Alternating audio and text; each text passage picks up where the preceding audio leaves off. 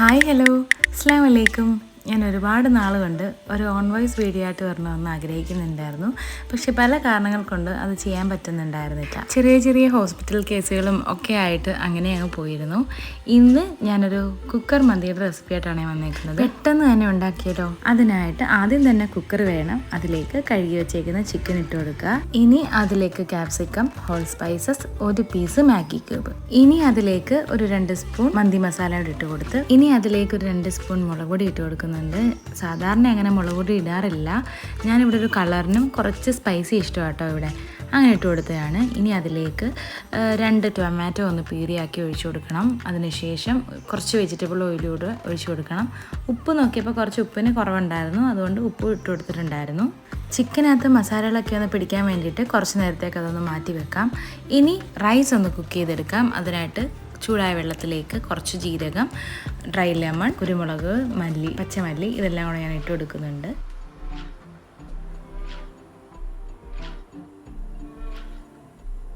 ഇനി കുറച്ച് vegetable oil ഒഴിച്ച് റൈസ് ഒന്ന് ഇട്ട് കൊടുക്കാം.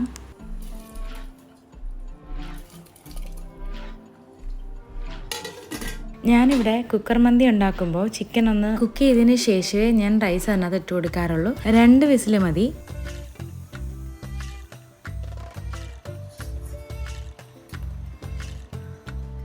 അപ്പോഴേക്കും നമ്മുടെ റൈസൊക്കെ ഹാഫ് കുക്കായി വന്നിട്ടുണ്ട്. കുക്കറിനകത്ത് വിസിലും പോയിട്ടുണ്ട്.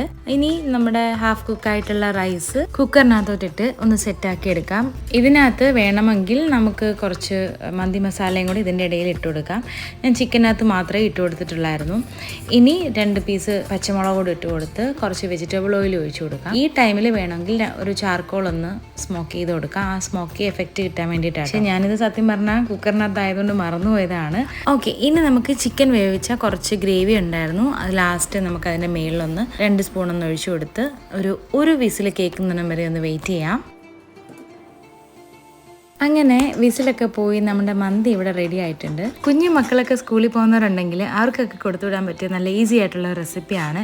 കുറച്ച് ഇൻഗ്രീഡിയൻസും ഉണ്ട്. പെട്ടെന്ന് തന്നെ ഉണ്ടാക്കാൻ പറ്റിയ ഈ കുക്കർ മന്തി എല്ലാവരും ഒന്ന് ട്രൈ ചെയ്ത് നോക്കണം. നമുക്കിനി ഇതൊരു സെർവിങ് പ്ലേറ്റിലോട്ട് മാറ്റാം. ഇതിൻ്റെ കൂടെ സൈഡ് ഡിഷായിട്ട് ടൊമാറ്റോ ചട്നിയും ബോയിൽഡ് എഗ് മയണൈസും ഉണ്ടാക്കിയിട്ടുണ്ട്. നമുക്ക് മന്തിയും അൽഫാം ഒക്കെ ഉള്ളപ്പോൾ ഒരു ഡിപ്പായിട്ട് മസ്റ്റായിട്ട് വേണ്ടുന്നൊരു കാര്യമാണല്ലോ മയണൈസ്. ഞാൻ ഇന്നൊരു വെറൈറ്റിക്ക് എഗ് ബോയിൽഡ് മയണൈസാണ് ഉണ്ടാക്കിയേക്കുന്നത്. അതിൻ്റെ റെസിപ്പി ഞാൻ നമ്മുടെ ചാനലിൽ ഷോർട്സ് ആയിട്ട് പോസ്റ്റ് ചെയ്യാം. അതുപോലെ തന്നെ വീഡിയോസ് കാണുന്നവർ സബ്സ്ക്രൈബ് ചെയ്യാതെ കാണുന്നവരൊന്ന് സബ്സ്ക്രൈബ് ചെയ്യുകയും ബെല്ലൈക്കൺ എനേബിൾ ചെയ്യുകയും ചെയ്യണേ. എന്നാലേ ഞാൻ വീഡിയോസ് ഇടുമ്പോൾ നിങ്ങൾക്ക് നോട്ടിഫിക്കേഷൻ വരത്തുള്ളൂ. കൂടാതെ ലൈക്ക് ചെയ്യാനും ഷെയർ ചെയ്യാനും കമൻറ്റ് ചെയ്യാനും മറക്കല്ലേ.